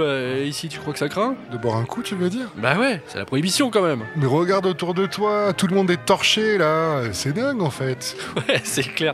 Moi j'adore ce spectacle, t'as vu ? Il y a même un flic là en uniforme accoudé au bar. Ouais, en plus il parle à ce type louche là. Tu vois ? En super beau costume 3 pièces. Ouais. Les cheveux gominés, tu vois ? Oui, je vois. Je suis sûr que ce type, c'est un mafieux. Non mais, je vois, arrête de me montrer du doigt, t'es dingue ou quoi ? Moi je veux pas sortir d'ici les pieds devant. Oh, attends. Pas de panique, mon gars. C'est un truc de corne-cul, cette prohibition, moi je te le dis. Corne-cul. Bah, ouais. On commande ? Bah, carrément, ouais. Allez, tu veux quoi ? Oh, je sais pas. À Manhattan, tiens. C'est l'occasion, non ? Ouais. Et puis même si on est à Little Italy, on va quand même pas se prendre un spritz, hein. Non. Bon, je suis même pas sûr que ça existe, ce truc-là, dans cette époque. De Manhattan, alors, c'est bon ? Yes, mister. Ok, je vais commander. Hello, sir. Hello, sir. 2 Manhattan, please. You're welcome. Bon, la tienne. C'est bon quand même. Ouah, un peu fort.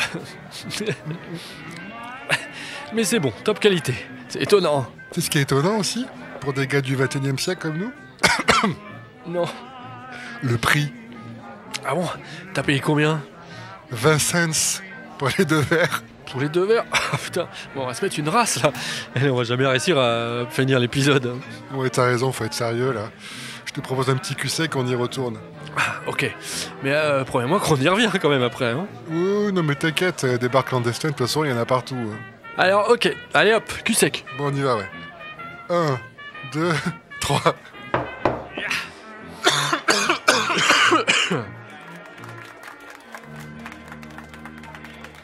Tous parano. Le 16 janvier 1920, le 18e amendement de la Constitution des États-Unis qui interdit la fabrication, la vente et le transport d'alcool entre en vigueur. Tous les alcools, de la bière au whisky en passant par le vin, sont bannis des bars et restaurants. Les agents fédéraux montent alors de spectaculaires opérations anti-alcool, un peu mises en scène. Sous les flashs des reporters, ils éventrent des barriques à la hache et répandent leur contenu dans les caniveaux. Mais malgré ces coups de com', comme on dirait aujourd'hui, la prohibition va produire l'effet inverse de celui escompté. Oui, il faut dire que l'immense majorité des Américains ne veulent ou ne peuvent pas renoncer à l'alcool. Pensez au vin de messe dans les églises catholiques. Eh bien, il devient interdit. Alors même si c'est un exemple marginal, cela montre que la société ne peut pas se passer d'alcool et que même certaines des franges les plus conservatrices de la population accueillent la prohibition avec un réel scepticisme. Car plus dingue encore, avec la mise en place de la prohibition, on s'aperçoit vite que la demande augmente. Rapidement, les speakeasy, les bars clandestins comme celui dans lequel nous étions, et dans lequel on va retourner, prolifèrent dans toutes les villes américaines. Ces établissements sont fréquentés par toutes les couches de la société, du manutentionnaire au chef d'entreprise. Encore une fois, tout le monde est concerné. Et la prohibition crée de fait un boom sans précédent de la pègre. La vente illégale d'alcool se structure via des organisations criminelles qui se regroupent sous la forme de bootleggers, trafiquants d'alcool. La Cosa Nostra y joue le premier rôle. Ce qui va entraîner une augmentation fulgurante de ses revenus. Mais en termes de violence, on passe aussi un cap. Un seul chiffre, 3 mois après les débuts de la prohibition, le taux d'assassinat a déjà grimpé de 35%, passant à plus de 10 homicides pour 100 000 habitants, c'est du jamais vu. Il faut dire que les profits engendrés par la vente et la distribution d'alcool sont nettement supérieurs aux risques encourus par la répression du gouvernement aussi. Et étant donné les sommes vertigineuses en jeu, certains politiciens participent même au trafic, voyant dans leur collaboration avec le crime organisé un moyen de faire fortune rapidement, quitte à fermer les yeux sur les règlements de compte qui font régulièrement la une des journaux. La collusion entre politiques et mafieux atteint là des sommets. Car ce sont bien des politiciens véreux qui permettent aux mafieux de passer en contrebande une bonne partie de l'alcool qui arrive aux États-Unis. Whisky en provenance du Canada, rhum venant des Caraïbes, champagne français qui transite par Saint-Pierre-et-Miquelon, mais aussi de l'alcool de mauvaise qualité qui est produit par exemple dans des distilleries clandestines du Midwest. Et pour vous donner une idée des quantités concernées par ce trafic, c'est près de 1 million de caisses de bouteilles d'alcool qui passent chaque mois à travers les frontières en direction des villes américaines. Et puis, dernier élément de contexte, cette fois-ci lié à l'actualité internationale, le début des années 20, c'est aussi, rappelez-vous au début de notre épisode, l'accession au pouvoir en Italie de Benito Mussolini. La répression féroce qui s'abat alors sur la mafia en Italie entraîne mécaniquement une vague d'arrivée de Siciliens faisant partie de Cosa Nostra qui fuit le nouveau régime. Et beaucoup d'entre eux vont venir grossir les rangs de la mafia américaine qui peut les payer puisqu'ils brassent tellement d'argent. Et c'est encore une fois une guerre entre deux clans rivaux qui va permettre à une nouvelle génération de prendre les commandes de la pègre. Une nouvelle génération qui va finalement parvenir à abattre l'ordre mafieux sicilien traditionnel et qui va surtout moderniser les pratiques du crime organisé en créant le mythique syndicat du crime. Cette guerre est connue sous le nom de la guerre des Castellamirezze et on vous en parle tout de suite. Tous parano, tous parano, tous parano. La guerre des Castellamirezze oppose donc deux clans de la Cosa Nostra. Le premier clan est dirigé par un certain Salvatore Maranzano, présentons-le. Oui, Maranzano est né en Sicile en 1886. Doté d'un grand charisme, il est fasciné par Jules César et l'Empire romain. En 1924, il est envoyé en Amérique par un puissant parrain sicilien qui a pour ambition de bâtir un empire mafieux transatlantique. Et il intègre alors la famille Castellamirezze de New York. Lorsqu'il arrive à New York, Salvatore Maranzano est paré d'une solide réputation d'homme d'honneur. Il est tout de suite remarqué pour son sens de la tradition sicilienne et pour son intransigeance. Il gagne ainsi très vite le respect des membres du clan. Reconnu pour son aptitude à la stratégie militaire, il s'impose très vite au sein du milieu et il est nommé parrain de la famille en 1927, seulement 3 ans après son arrivée. Passons maintenant au clan adverse. Celui-ci, vous le connaissez déjà, puisqu'il s'agit encore une fois de la famille Morello. La famille Morello, celle du loto italien, des meurtres en baril, de la guerre contre la Camorra, etc. Et les Morello sont désormais dirigés par un certain Joe Masseria, dit Joe the Boss. Ouais, Masseria, après les meurtres des 2 frères de Giuseppe Morello, qui lui avaient succédé à la tête du clan, est devenu le chef de la famille. Et à l'instar du patron des Castellamarizze, Masseria est lui aussi natif de Sicile. Mais les 2 hommes possèdent des tempéraments bien différents. Joe Masseria, il est plus terre-à-terre et surtout il est beaucoup moins conservateur que son rival. Il recrute ainsi, dans son premier cercle, des non-siciliens. Et ça, c'est nouveau.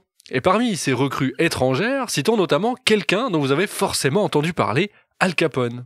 Oui, le célèbre gangster, c'est un Napolitain de naissance. Et c'est Masseria qui va l'envoyer à cette époque à Chicago pour y développer les affaires du clan. Maintenant que nous avons présenté les 2 camps, abordons la guerre entre les Morello et les Castellamarizze. Alors celle-ci commence à la fin des années 20. Au début, il s'agit surtout de petites échauffourées qui révèlent une rivalité grandissante entre les familles. Tout débute avec le fait que Maranzano refuse de payer son tribut à Masseria comme le veut la coutume. Et la situation s'envenime lorsque les Castellamarizze multiplient les braquages de convois d'alcool qui appartiennent aux Morello. Mais les hostilités vont prendre un tout autre tour en 1930 lorsque Joe Masseria fait assassiner un caïd affilié aux Castellamarizze.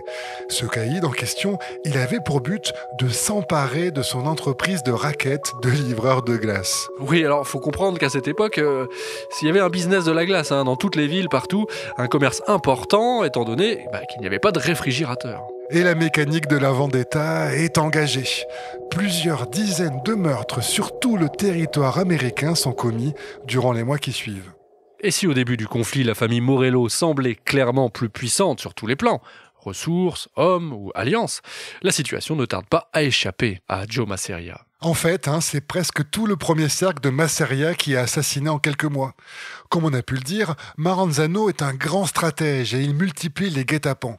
Les hommes de Masseria, trop sûrs de leur supériorité, ne parviennent pas à s'adapter à la guerre totale que leur livre leur ennemi. Et puis, Maranzano tient de nombreuses réunions secrètes avec des clans qui sont au départ les alliés de son rival. En échange de la promesse d'une amnistie générale, le boss des Castellamarizze parvient à retourner plusieurs familles qui changent de camp et s'engagent à ses côtés. Il en résulte que dès 1931, Joe Masseria est de plus en plus isolé. Il n'a d'autre choix que de s'appuyer sur le seul lieutenant de sa famille ayant les ressources pour le sauver, Salvatore Lucania, plus connu sous le nom de Lucky Luciano. Mais ce dernier estime que le conflit est sans issue et que la seule manière d'en finir avec cette guerre sanglante est d'organiser simplement le meurtre de son propre patron. Lucky Luciano, avec l'assentiment d'Al Capone, une voix qui compte dans la famille, même s'il n'est pas à New York, décide alors de concocter un plan pour assassiner son boss, Masseria. Et en avril 1931, Lucky Luciano tend un piège à Joe Masseria. Ce dernier est abattu par 4 de ses hommes.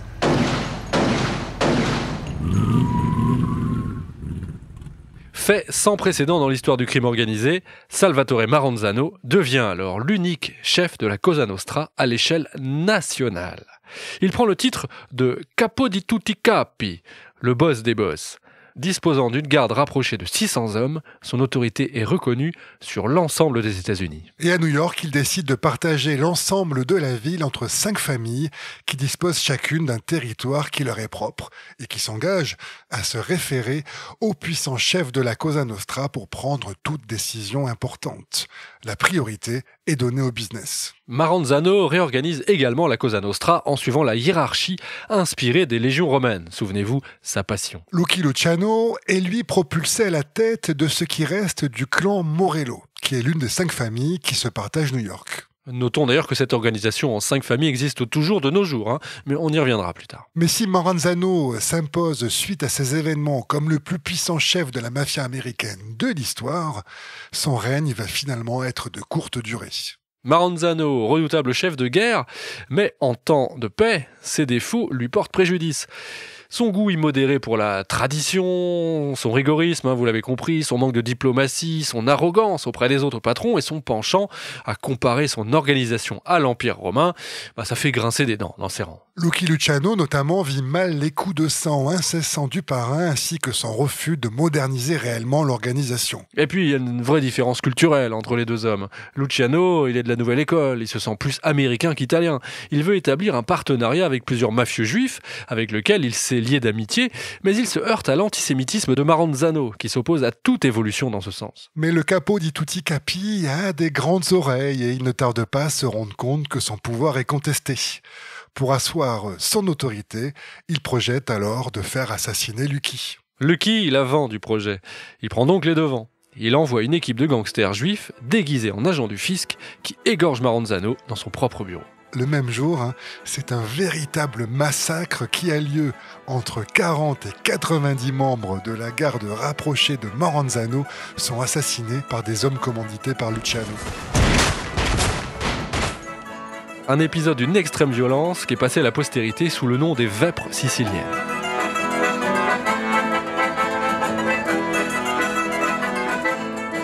Et nous sommes donc en 1931. Lucky Luciano se hisse au sommet de la Cosa Nostra. En l'espace de quelques semaines, il vient d'éliminer les 2 boss les plus importants de la mafia américaine. Lucky apparaît alors comme le nouvel homme fort de la pègre et il va mettre son pouvoir à profit pour mettre en œuvre des idées révolutionnaires. Tous parano. Tous parano. Tous parano. Lucky Luciano, c'est sans doute le chef mafieux le plus important de l'histoire de la Cosa Nostra, finalement. Alors, quelques éléments biographiques, déjà pour comprendre à qui on a affaire. Ouais, le petit Lucky est né en Sicile en 1897. Il a 9 ans quand il émigre aux États-Unis avec ses parents. La famille Luciano s'installe dans un petit appartement dans le quartier juif du Lower East Side à Manhattan de New York. Préférant la rue aux salles de classe, Luciano est livré à lui-même dans ce quartier malfamé où la violence règne. Il quitte l'école à 14 ans et il devient membre du vieux et fameux Five Points Gang. Oui, rappelez-vous, Five Points Gang, le premier gang italien dont on vous parlait tout à l'heure et qui était dirigé à l'origine par l'ancien boxeur Paul Kelly. Luciano ne fait rien comme tout le monde. À peine entré dans l'adolescence, il offre sa protection aux jeunes juifs contre les gangs d'Italiens et d'Irlandais pour 10 cents la semaine. La petite frappe, quoi. Il rencontre d'ailleurs à ce moment-là celui qui deviendra son plus proche partenaire et son meilleur ami, un certain Meyer Lansky, immigré juif de 5 ans son cadet, qui va prendre sous son aile. Et c'est aussi dans ces années de jeunesse que se forge son amitié avec Frank Costello et Al Capone. On dirait les gamins d'Il était une fois en Amérique, quoi. Et si on vous donne ces noms, c'est parce que Meyer Lansky, Costello et Capone, bien qu'ils n'en nourrissent pas encore l'ambition, vont devenir des années plus tard, à l'instar de Luciano, les plus puissants dirigeants de la mafia américaine. En attendant, les 4 adolescents, ils forment leur propre bande. Une bande qui se spécialise dans le racket et le jeu, à l'initiative de Luciano, qui vient d'avoir 16 ans. 2 ans après la formation de la bande, Luciano est arrêté, alors qu'il livre de l'héroïne, ce qui est à l'époque, notons-le, une activité proscrite par les grandes familles de la mafia américaine. Et du coup, Luciano passe 6 mois en prison. Et après avoir purgé sa peine, il continue de diriger sa petite bande. Et à mesure que son crew développe ses activités, sa notoriété s'accroît au sein du Five Points Gang. Arrive enfin l'heure où on lui confie de plus grandes responsabilités. Et de fil en aiguille, 5 ans plus tard, il se lance dans la contrebande d'alcool. La prohibition vient de débuter et Lucky est comme un poisson dans l'eau. Il faut dire que Luciano dispose déjà d'un grand nombre de connexions, à commencer par l'homme d'affaires criminel et parieur Arnold Rothstein, alias The Brain, qui devient son mentor. Un petit mot sur Rothstein, parce que lui, c'est vraiment pas n'importe qui. Ouais, alors Arnold Rothstein, il a 12 ans de plus que Lucky Luciano. Lui, c'est un New-Yorkais pur jus, né dans une famille juive ashkénaze aisée.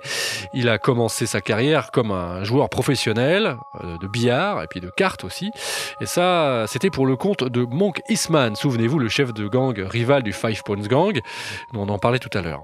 Et puis c'est Big Tim Sullivan, souvenez-vous également, le politicien new-yorkais démocrate et corrompu qui soutenait Monk Eastman, qui lance vraiment sa carrière. Arnold Rothstein devient à ce moment-là bookmaker. Il prend des paris pour les courses de chevaux, les matchs de baseball, les combats de boxe ou les élections. Et au cours des années 1910, la réputation d'Arnold Rothstein atteint des sommets. Il est devenu l'intermédiaire le plus en vue entre les mondes de la politique, des affaires et du crime.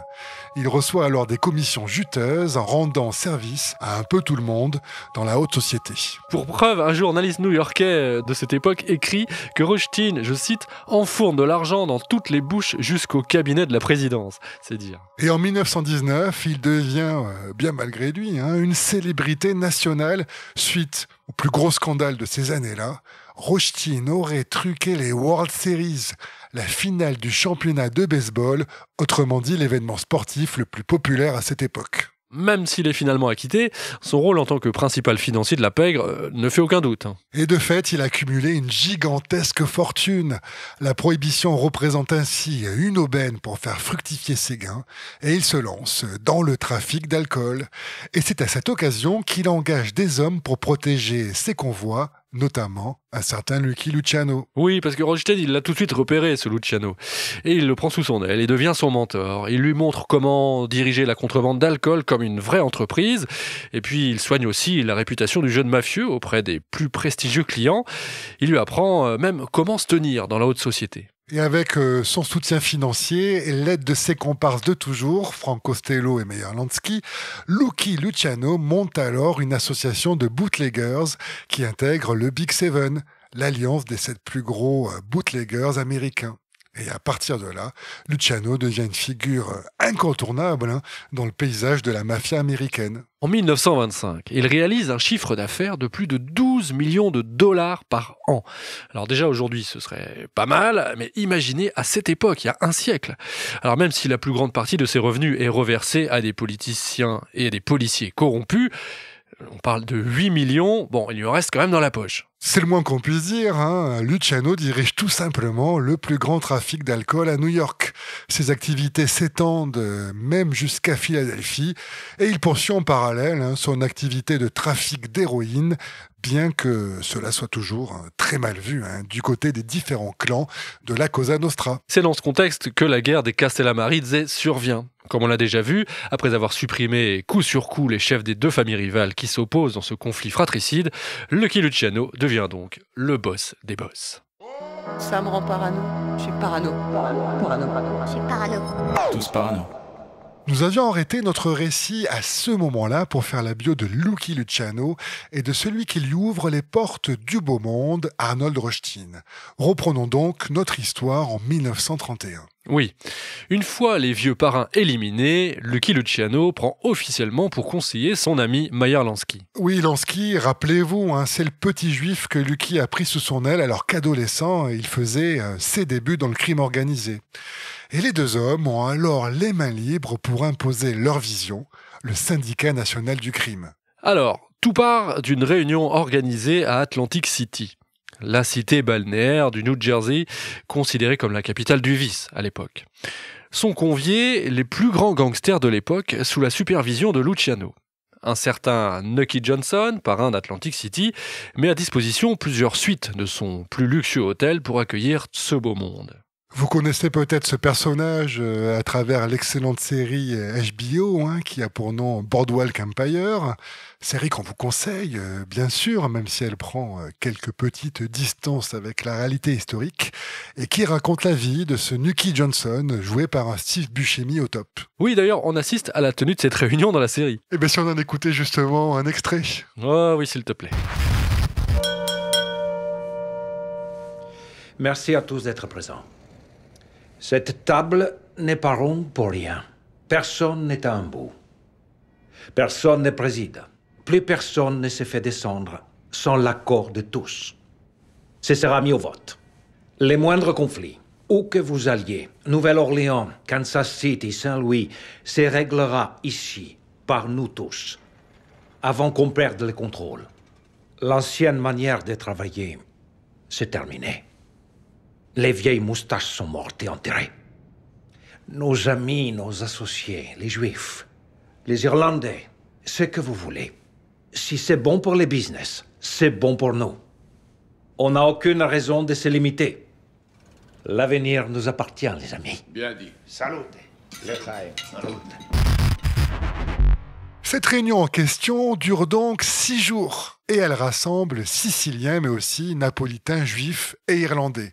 En fait, c'est toute la nouvelle génération des bootleggers qui est représentée. Alors, parmi les noms les plus connus, Al Capone, qui représente la mafia de Chicago, Waxy Gordon, le parrain de Philadelphie, et on trouve aussi Meyer Lansky, Frank Costello, un autre associé de Lucky Luciano, et enfin Bugsy Siegel, il y a eu aussi un film sur lui, qui était l'étoile montante de ce que l'on nomme la Kosher Nostra, la mafia juive. Super nom quand même. Ouais. Et à l'issue de cette réunion au sommet est décidé le partage des territoires et des profits entre toutes les familles présentes qui concluent un pacte de non-agression réciproque. La partition de New York en 5 zones contrôlées par 5 familles, telle qu'elle avait été imaginée par Salvatore Maranzano, le boss des Castellamarese, assassiné par Lucky Luciano, est entérinée par le syndicat du crime. Et la mafia devient également ouverte aux non-siciliens.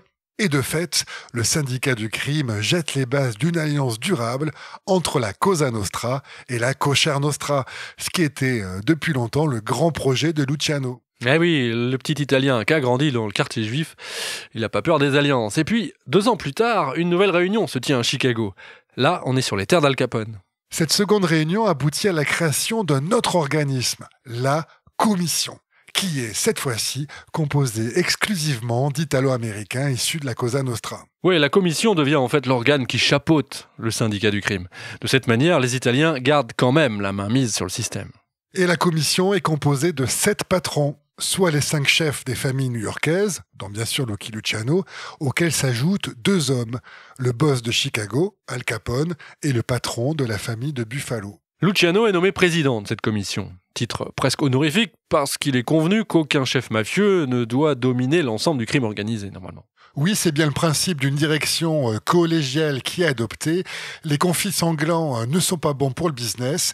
Les mafieux renoncent donc à se doter d'un chef unique. Et ainsi, on évite les risques de guerre de succession, avec tous les dommages collatéraux que ça implique. C'est un peu l'oligarchie qui triomphe de la monarchie absolue à l'échelle de la mafia, quoi. Et à l'issue de tout cet effort de restructuration, 24 familles présentes sur tout le territoire américain intègrent le syndicat. En outre, sont désignés 7 membres permanents du conseil d'administration du syndicat national du crime. Ce conseil d'administration est nommé la Coppola. Et comme on va le voir, les rôles sont bien distribués. On retrouve l'incontournable Lucky Luciano qui devient contrôleur de la prostitution et de la gestion du trafic de stupéfiants. C'est un joli titre. On a Frank Costello, le compère de Lucky, qui devient, lui, contrôleur des jeux, des machines à sous au Paris. Il endosse également la responsabilité des opérations de corruption envers les politiciens. Il y a aussi Meyer Lansky, l'ami d'enfance de Lucky, qui est propulsé comme expert financier de l'organisation. Et puis citons encore Bugsy Siegel, de la Kosher Nostra, donc, qui devient le surveillant des raquettes sur les établissements de nuit et de la distribution de l'alcool. On croirait un remaniement ministériel. Obtenant le 5e siège de la Coppola, nous avons Albert Anastasia, qui est lui à la tête d'une des 5 familles de New York et qui est nommé contrôleur du port de New York et du syndicat des dockers. Et avant-dernier membre, Louis Lepke-Burhalter, lui aussi il fait partie de la Kosher Nostra, il est nommé racketteur de l'industrie du vêtement, du syndicat des camionneurs, des boulangeries et des cinémas. Et enfin pour finir, Joe Adonis. Lui aussi est également à la tête d'une des 5 familles de New York et il dispose d'un siège, bien qu'il ne dispose pas d'attributions précises. Bon, c'est la technocratie à la tête de la mafia, tout ça. Grâce à sa présence au sein de la Coppola, donc ce conseil d'administration, la Cosa Nostra s'assure de la majorité aux dépens de la Kosher Nostra. Si vous avez bien compté, il y a 4 voix contre 3.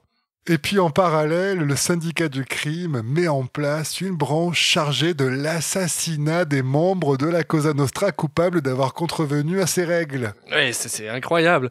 Connu sous le nom de Murder Incorporated, il s'agit d'une équipe de tueurs à gages capable d'opérer à tout moment sur la totalité du territoire américain pour le compte de n'importe laquelle des 27 familles reconnues officiellement et qui en feraient la demande. Murder Incorporated est un monopole. Aucune famille ne peut embaucher un tueur à gages qui n'appartient pas à cette équipe pour effectuer un règlement de compte, sous peine de sanction.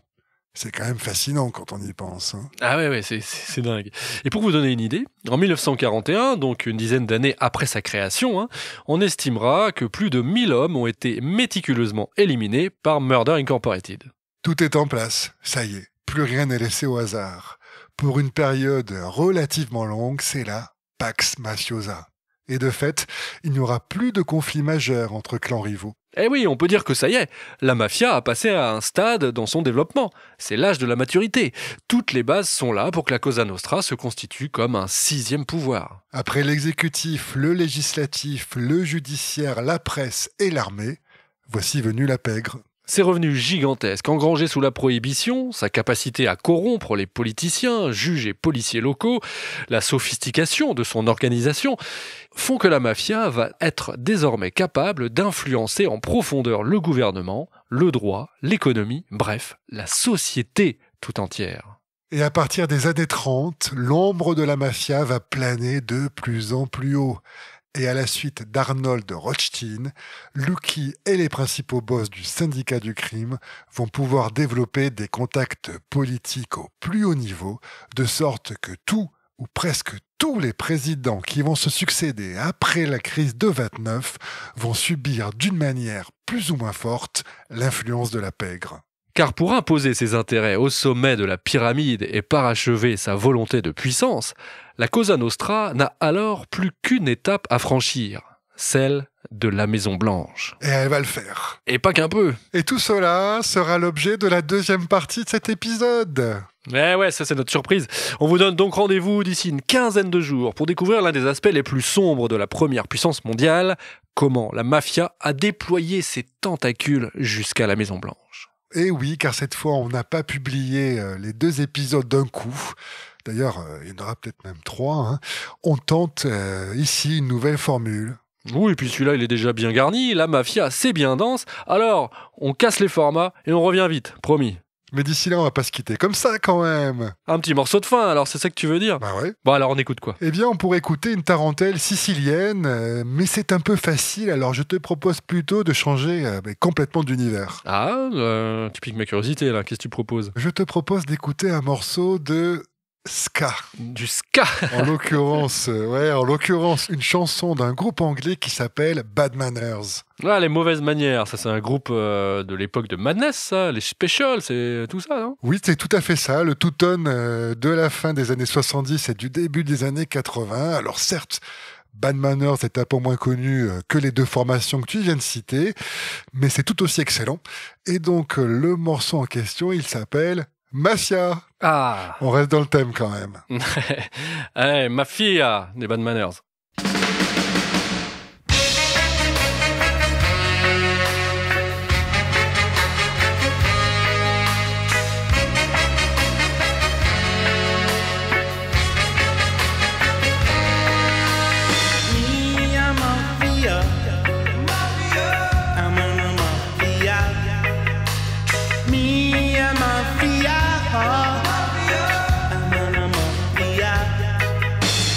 Can't understand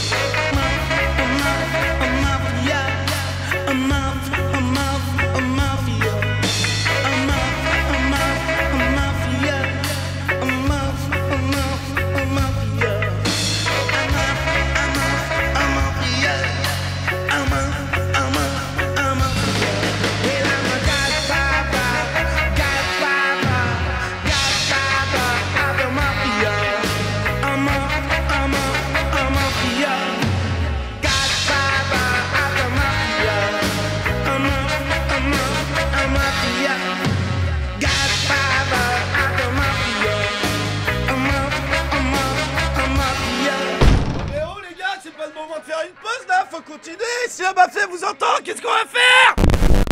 Tous parano.